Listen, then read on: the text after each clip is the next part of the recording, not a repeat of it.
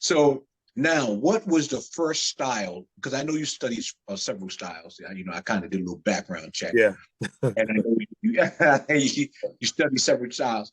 But I want you to talk about the styles and give us a little bit on your instructors in sequence, and one at a time. And the one that had, well, I don't want to put anybody on the spot, but Yeah, yeah. one that had the most effect on your life, the most significant effect. Well, my first introduction into a martial arts school was this is so interesting, man. How me and Glenn was talking about this, how the universe works. 20 minutes ago, I just got a text message, but let me just say this part. What a Facebook messenger. Master Little John was the first guy ever martial arts school I ever went into, and that's why I first saw Shabazz. That was the first time I ever saw Shabazz. And I was a kid, and it was basically a grown man's class, man. This was brutal with the hitting the arms and the legs, and my forearms was sore and my chest, and it was my first introduction. I think after the first or second class, I couldn't walk to go to school the next day. It was crazy. And that immediately turned me off. I'm a kid. That was my first introduction. But before I go on, so I was only there for maybe a week. But the crazy thing is, even in that week, I still remember Shabazz. I don't know why. I just remember him in the class with the blue gym mat on the floor, a guy named Harold. I don't know why I know his name. But I remember Harold, and then it was Ahsoka Little John. So I never engaged with Ahsoka Little John ever again. And I saw him, I said hello. He definitely didn't remember me at all. Definitely didn't. And what's crazy, I just got me a text message from him, not a text message, a messenger from Facebook that just said, would love to induct you into this year's Black Belt Hall of Fame. Is going to be in Fort Lauderdale.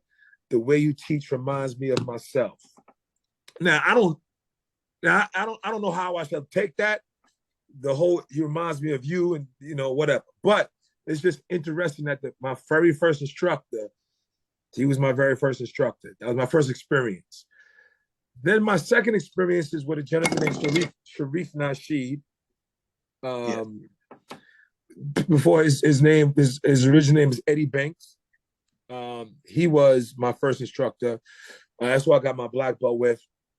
He played a tremendous role in my life, man. He had his own system named after him, the Nasheed system of martial arts. It was still he was very ahead of his time in the sense of everything was footwork, angles, staying on your toes, light on your feet, in and out.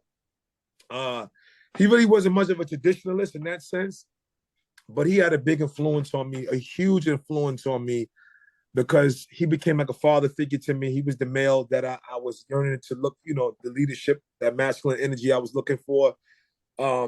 He first introduced me to tournaments. So he is absolutely a huge part of my foundation. If I had this, and then after that, I met Master Sabu, who Taekwondo in Brooklyn, the Humble School of Martial Arts, and he instilled confidence in me. Not to say that Professor didn't, but he was the second stage of instilling confidence in me. Taught me work ethic. I really got my work ethic from him in the sense of he would have this pad that had a little circle on it. And he would say stuff like, we're going to throw 100 double rounds, hypothetically. And every time I missed it, right, I could hit, the target could be right here. If I hit it up here, down here, anywhere, he'll drop it by 10. I could be up to 85, we up to 75. If I miss it again, we up to 65. And it could take 2 hours. He did not care. He would be sitting there holding that pad for me. And it just taught me about doing the reps correctly, right? Rep 2 is correct. If my hands was down, we go up to 95. My hands was down. He's like, oh, you messed me up to 70.